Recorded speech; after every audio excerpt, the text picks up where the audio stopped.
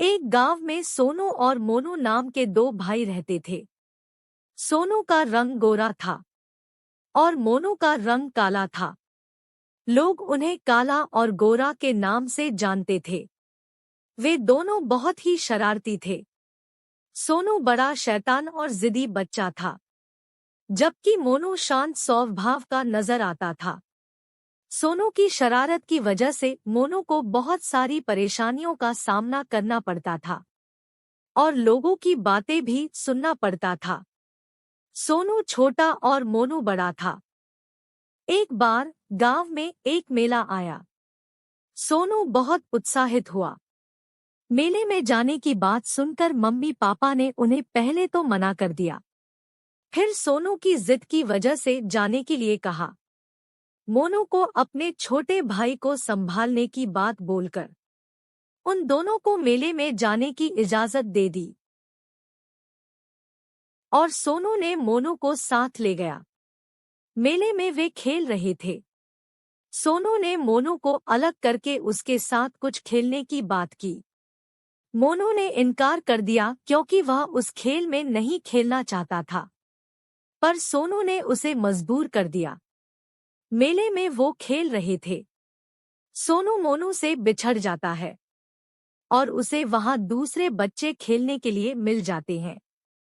सोनू उनके साथ मिलकर बहुत खेलता है और अचानक उसे याद आता है कि मोनू ने उसे समझाया था कि उसके साथ ही रहना, वरना माँ पापा नाराज हो जाएंगे अगर तुम गुम हो गए तो।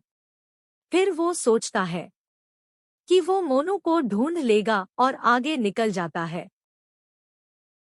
और जब उसे भूख लगती है तो वो एक मिठाई की दुकान वाले के पास जाकर, अंकल, मुझे जलेबी और गुलाब जामुन देना। वो दुकानदार बहुत जल्दी में था। उसने उसे खाने को दे दिया और जब वो पैसे मांगता है तो सोनू के पास पैसे नहीं होते हैं। वो दुकानदार बोलता है, ये लड़के पैसे दे, मेरे कहा जा रहा है। सोनू बोलता है, पैसे? वो पैसे तो नहीं है मेरे पास। अच्छा तो तू यहां से ऐसे ही खाकर चला जाएगा? रुक जा, तुझे अभी बताता हूं। सोनू डरते हुए, वो अंकल मेरे पास पैसे नहीं है। सच में वो अंकल मेरे पास पैसे नहीं है। अब रुक जा, तुझे बताता हूं। ये ले, ये बड़े बड़े बर्तन, ये सब तुझे ही साफ करना पड़ेगा। और इतना ही नहीं, इतना हो जाए तो फिर यहां मेरे साथ ये जलेबी और मिठाई बांधने का काम भी करने आ जाना। तब उसे अपने भाई और माँ पापा की याद आती है और वो बोलता है, मैं ये सब कैसे करूंगा, और अब तो मुझे ये भी नहीं पता है कि मेरा भाई कहाँ है, और शायद मैं अब रास्ता भी भटक गया हूं। तब उसे ये समझ में आता है कि क्यों मोनू उसे ये समझा रहा था कि मेरे साथ ही रहना मेरी शरारत और जिद की वजह से मैं यहां पहुंच गया हूं। अब मैं ऐसा कभी नहीं करूंगा। जैसे ही वो बर्तन धोने की कोशिश करता है, उतने में मोनू सामने से उसे ढूंढते हुए आता है और दुकानदार से पूछता है, अंकल, मेरा भाई सोनू है। आपने उसे कहीं देखा है क्या? वो यहां आया था? नहीं, मैं किसी सोनू को नहीं जानता। अपना नाम सुनकर और मोनू की आवाज सुनकर सोनू बोलता है, मैं ही सोनू हूं। ठीक है, तुम सोनू होगे। काम करो काम। मोनू बोलता है। यही तो है मेरा भाई सोनू। दुकानदार बोलता है, ये तुम्हारा भाई है। ये यहां पैसे दिए बिना ही जलेबी मिठाई खा गया। अब इसके पैसे कौन देगा?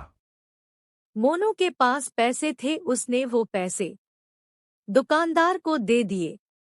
दुकानदार, ठीक है, कोई बात नहीं, अगली बार ऐसी गलती मत करना। इसके बाद सोनू ने मोनू से माफी मांगी। मोनू ने सोनू को माफ कर दिया और उन्होंने एक दूसरे के साथ खुशहाल जीवन जीने का संकल्प किया और वो खुशी खुशी घर लौट आते हैं। इस कहानी का सीखने का संदेश यह है कि हमें अपने बड़े भाई या बहन की सुनी और समझी बातों का अच्छे से पालन करना चाहिए। जिद्दी होने के बजाय हमें अपने प्रेम को दिखाने और अपने छोटे भाई या बहन का साथ देने का प्रयास करना चाहिए।